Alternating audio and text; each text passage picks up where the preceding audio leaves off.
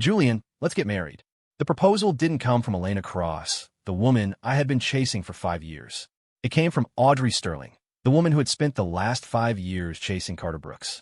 We were standing outside the AMC Lowe's on 34th Street, the biting New York wind whipping around us. I had rented out a theater for a New Year's Eve surprise for Elena. But 3 minutes ago, Elena and Carter had gone Instagram official. The photo showed them kissing under the fireworks at Disney World. The caption read, "New Year, New Beginnings. With you, at Carter Brooks." I looked at the woman standing in front of me, a woman who, like me, had just been declared a loser by the entire world. My throat felt like sandpaper. Finally, I managed to force out a single word. Sure. One when the ball dropped in Times Square at midnight. I was sitting alone in an empty movie theater, clutching 2 tickets for the vow. On the screen, digital fireworks exploded, spelling out Happy New Year. My phone started buzzing violently. It wasn't Elena. It was the group chat. Hundreds of messages flooded in, tagging me, followed by strings of question marks and WTF gifs. My stomach dropped, a cold sense of dread gripping my heart. My fingers trembled as I opened Instagram. The first post on my feed was Elena. In the photo, she was wearing the white Moncler down jacket I had bought her, standing on her tiptoes, kissing the man beside her. The background was the Cinderella castle, the fireworks illuminating their profiles like a fairy tale couple. The man was Carter Brooks. In our circle of Manhattan Trust Fund kids, everyone knew Julian Cole had been devoted to Elena Cross for 5 years. Everyone also knew Audrey Sterling had been devoted to Carter Brooks for 5 years. And now my goddess and her god were together. The comment section was already a war zone. Holy shit, what is happening? Power couple. Finally. OMG. Since when? I scrolled down numbly until a stinging comment caught my eye. It was from Audrey. Just a single punctuation mark. That question mark felt like a knife twisting in my gut. I knew that somewhere in the city, there was another heart breaking just like mine. My phone screen went dark, reflecting my pale, ghost-like face. 5 years. I had played the clown in a one-man show for 5 years. I brought her matcha lattes every morning, rain or shine. She mentioned a concert. I pulled strings to get front row seats. She liked a limited edition Birkin. I called in favors and paid triple to get it. I thought if I just persisted, I could melt a heart of stone. Just this afternoon, I had told her to meet me at the theater at midnight. I had something important to ask her. She had replied with a okay and a playful emoji. Now, that emoji felt like a cruel joke. I stood up, crumpled the movie tickets into a ball, and tossed them into the trash. Walking out of the theater, the winter wind cut through my coat like a blade. The streets were filled with revelers, their laughter sounding harsh and mocking. I walked aimlessly like a ghost. My phone rang. I thought it was a friend calling to offer pity, but the name on the screen made me freeze. Elena Cross. I hit decline like the phone was burning my hand. What did she want? To wish me a happy new year? To hear the sound of a broken man? Immediately, another call came through. Audrey Sterling. I hesitated, then answered. Julian, where are you? Her voice was thick, nasal, suppressed. Outside the theater. I'm coming. She hung up before I could respond. 10 minutes later, a cherry-red Audi TT pulled up to the curb. The window rolled down, revealing Audrey's tear-streaked face. Her mascara was running, leaving black tracks down her cheeks. The usually proud, immaculate heiress looked like an abandoned kitten. She didn't say a word, just unlocked the passenger door. I got in. The heat was blasting, but I still felt cold, a chill radiating from my bones. She drove aimlessly through the grid of midnight Manhattan. The only sound was our ragged breathing. Suddenly, her phone lit up on the dashboard. Carter Brooks. Audrey glanced at it, and, just as I had done, declined the call. A second later, my phone rang again. Elena. I declined it again. We looked at each other. In that shared glance, we saw the exact same emotion reflecting back. The anger and indignity of being played, used, and trampled on. Audrey pulled over by the Hudson River and killed the engine. She turned to me, her red-rimmed eyes locking onto mine. Julian, I chased Carter for 5 years. You chased Elena for 5 years. Her voice was hoarse, grinding out every word. We're like two idiots who served as background characters for 5 years, just to highlight how hard-won their true love is. She laughed suddenly, a sound uglier than crying. I can't swallow this insult. Can you? I looked at her. This woman was the biggest loser in this farce, just like me. So what do you want to do? I asked, my voice raspy. Audrey took a deep breath, eyes hardening with resolve. Let's get married. We know each other. It makes sense. I froze. My mind went blank. Get married to Audrey Sterling? It was insanity. But, looking into her eyes, burning with a mix of pain and fury, A reckless thought took root in my mind. Why not? Why should we hide in the corner, licking our wounds? Why should they get to enjoy their happiness built on our trampled dignity? I was silent for a long time, until the light in Audrey's eyes almost died out. Then I nodded. Sure. The moment I said that word, the atmosphere in the car shifted. The air, previously thick with despair, was now charged with a reckless determination. If we're going to do this, we're not going to do it quietly. Audrey wiped the tears from her face, her gaze sharpening. They announced it at Disney World?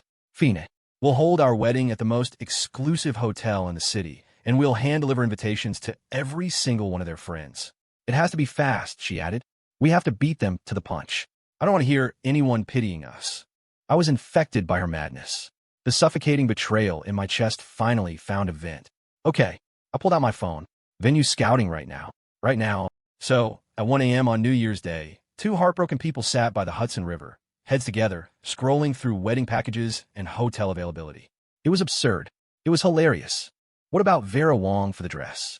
I heard their new collection just dropped. Audrey pointed at her screen. Works. We go tomorrow. I nodded, swiping to another page. Hotel? The Plaza or the Four Seasons? The Four Seasons.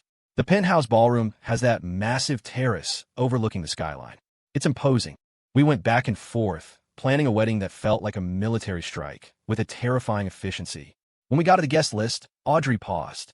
Julian, she looked up, her expression complex. Are we taking this too far?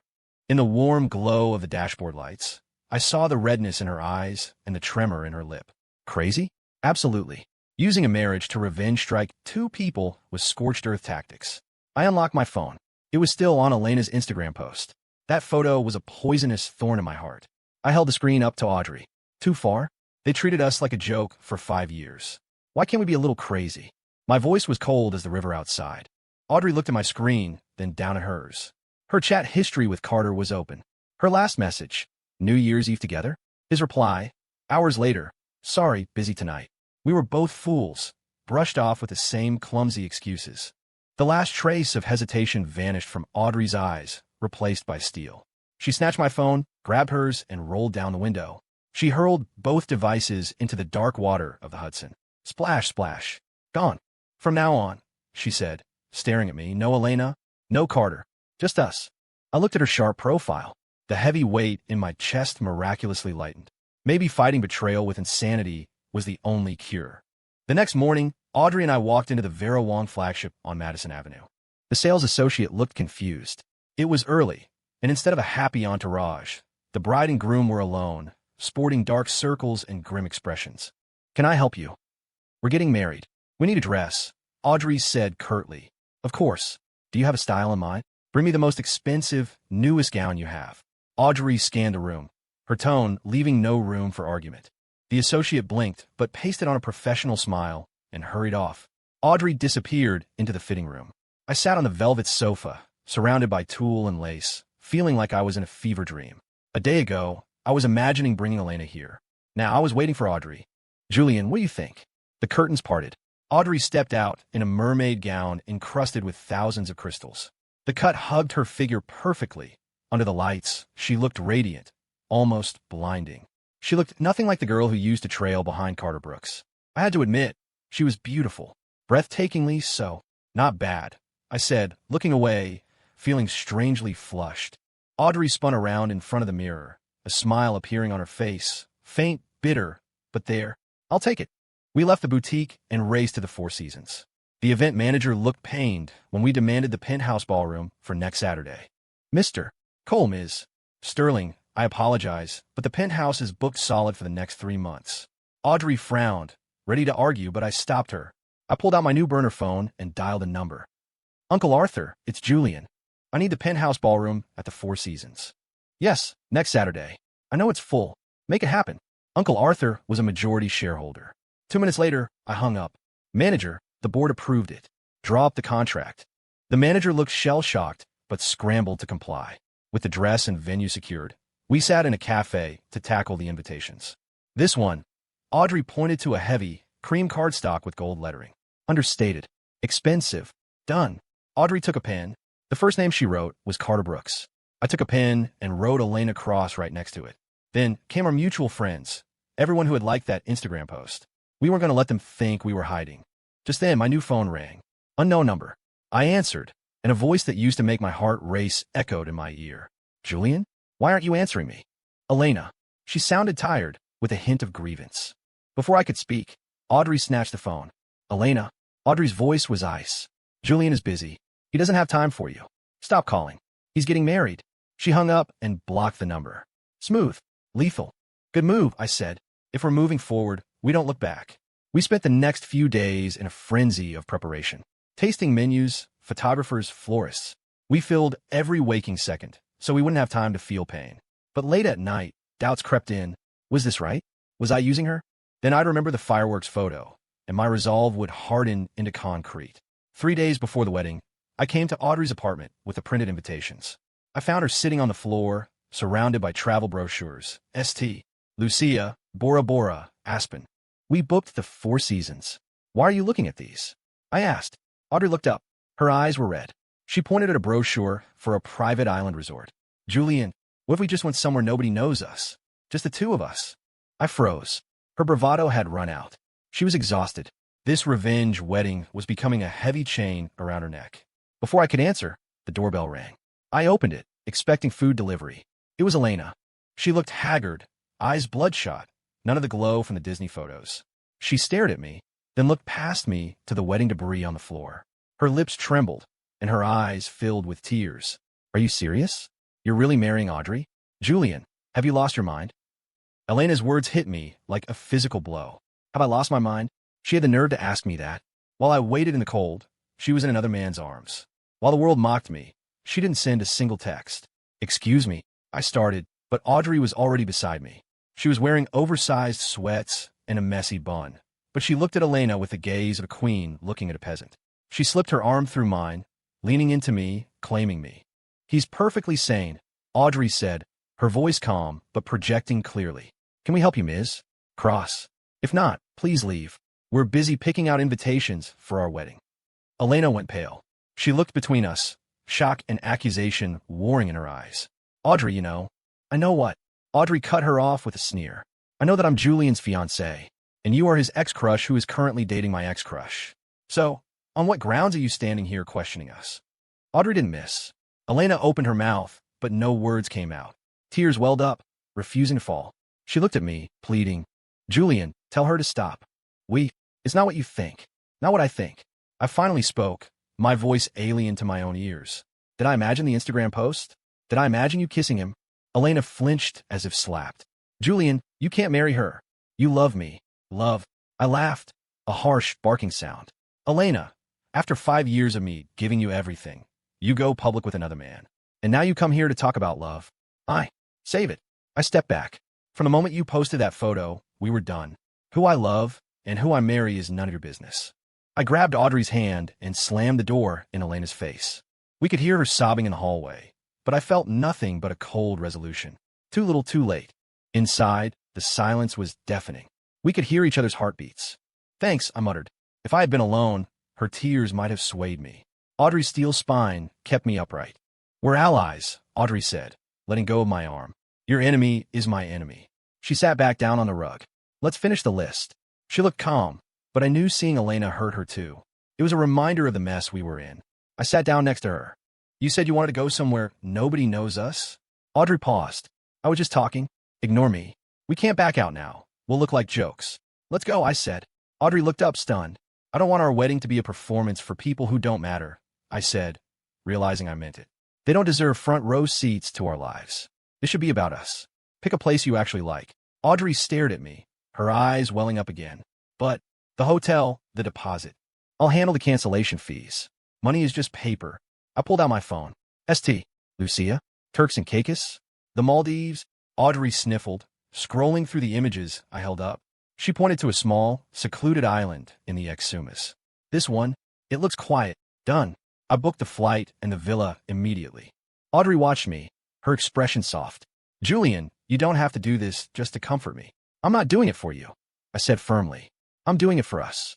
Audrey, this might have started as revenge, but I don't want it to end as a farce. I want us to actually be happy on our wedding day. Audrey finally let the tears fall.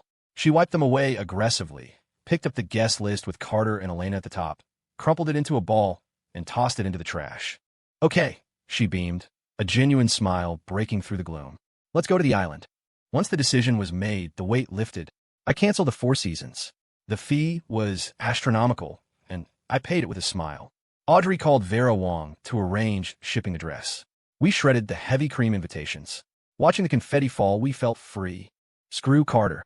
Screw Elena. 3 days later, we were on a Gulf Stream heading south. No guests.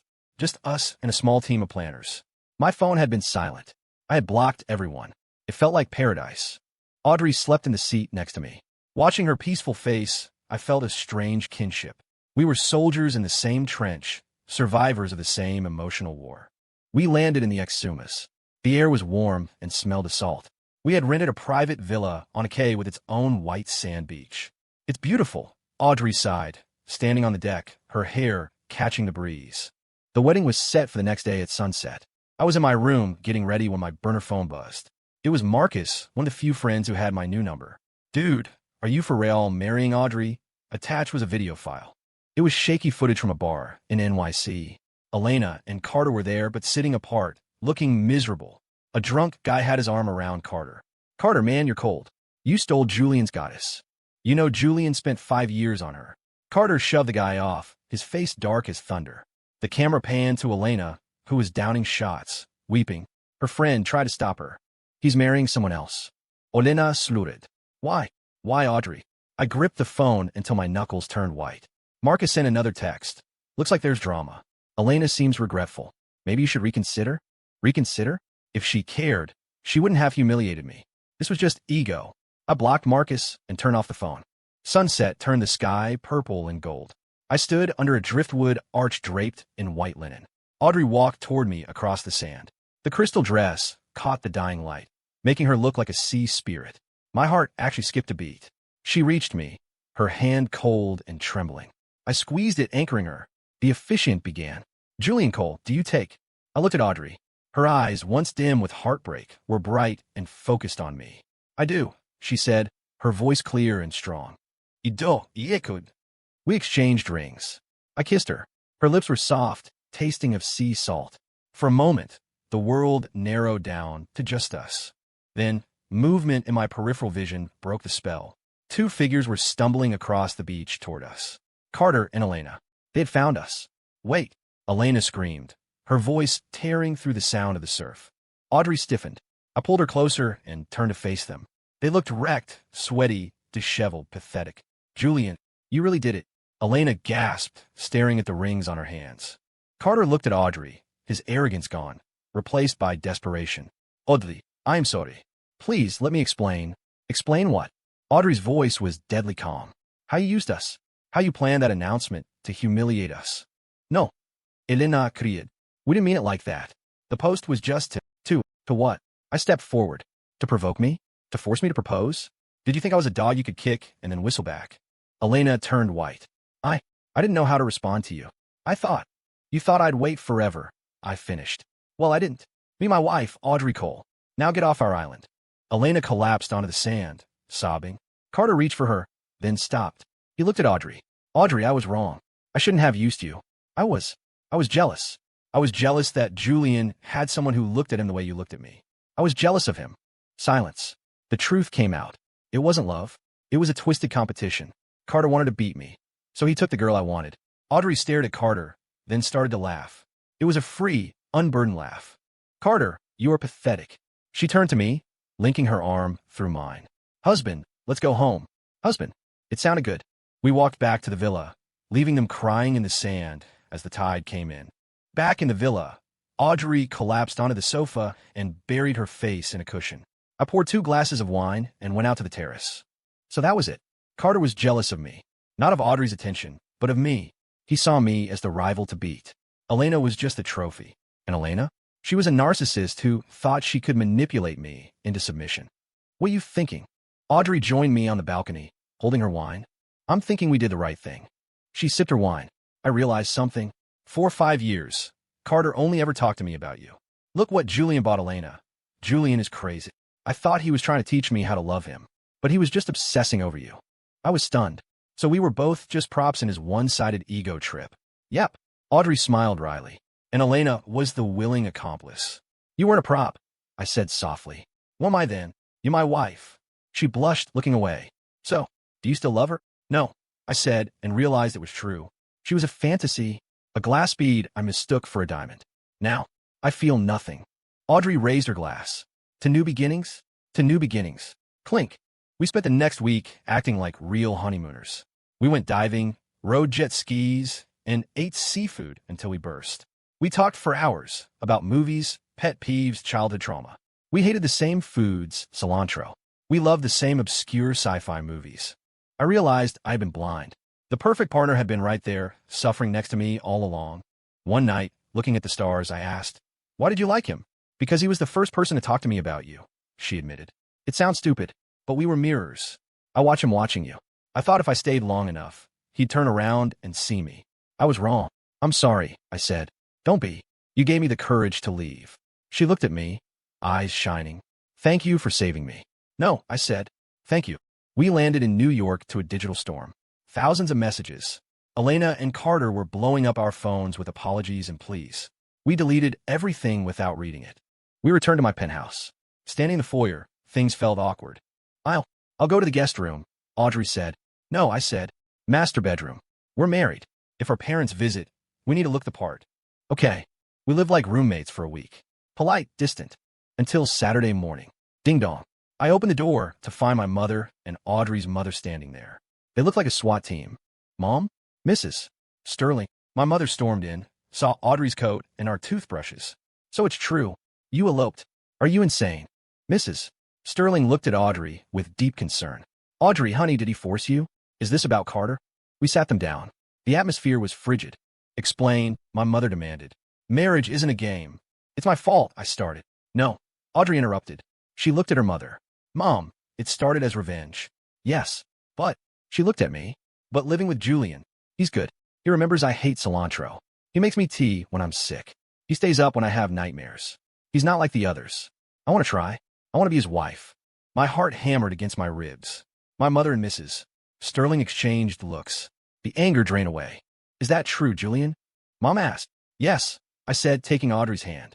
It was cold. I squeezed it. We started wrong, but we're going to finish right. Trust us. The mother sighed, defeated by our united front. Fine, my mom grumbled. But if you hurt her, Julian, I'll disown you. After they left, I turned to Audrey. Did you mean that? She didn't answer. Instead, she handed me an envelope. Inside was a legal document, a post-nuptial agreement. She was waiving all rights to my assets. I don't want your money, she said. I want you to feel safe. If we divorce, you lose nothing. Safe. I felt a surge of anger. You think I want this? I just didn't want you to think I was trapping you. You are trapping me. I shouted. I don't want an exit strategy. I tore the paper into shreds and threw it on the floor. Then I grabbed her face and kissed her. This wasn't a gentle kiss. It was desperate, angry, terrified. I needed her to know this was real. She froze, then melted against me. I felt her tears on my hands. When we pulled apart, gasping, she whispered, You're crazy. Yeah, crazy about you. I looked her in the eye. I don't make tea for roommates. I don't hold hands for show. I do it because I care. I think I'm falling for you, Audrey. She stared at me, then burst into fresh tears. Why didn't you say so? I was so scared it was all fake. I held her while she cried. It's real. I promise. And Elena, she sniffed. Ooh, I smiled. My world is right here, Mrs. Cole. From that day on, the roommates phase was over. We were a real couple. We grocery shopped together, fought over the remote, and posted cheesy photos. One night at a restaurant, we saw Elena. She looked lonely. She watched us. Audrey whispered, Your ex is watching. Want to say hi? I speared a piece of bell pepper, which I hate, from her plate and ate it. I'm busy having dinner with my wife. Audrey grinned. We walked past Elena without a glance. Life moved on. When my company hit a cash flow crisis, Audrey stepped in with her own capital and connections, saving the business. She refused shares. Your money is my money, right? A year later, on our anniversary, I took her to Finland. Under the green swirl of the northern lights, I got down on one knee. We did it backward, I said, opening a velvet box with a star-cut diamond. But let's do it right. Audrey, you saved me. Will you marry me? Again. Yes, she sobbed. 1,000 times yes. As for the others, Carter and Elena imploded. They blamed each other for their misery and broke up in a public, messy scandal. They tried to reach out, but we were too busy being happy. We have a daughter now. We nicknamed her Echo because I truly believe that if you put love out into the world, eventually the right echo comes back to you. It was a ridiculous beginning, but it led to the perfect ending. Sometimes, you have to lose your fake world to find your real one. Story complete.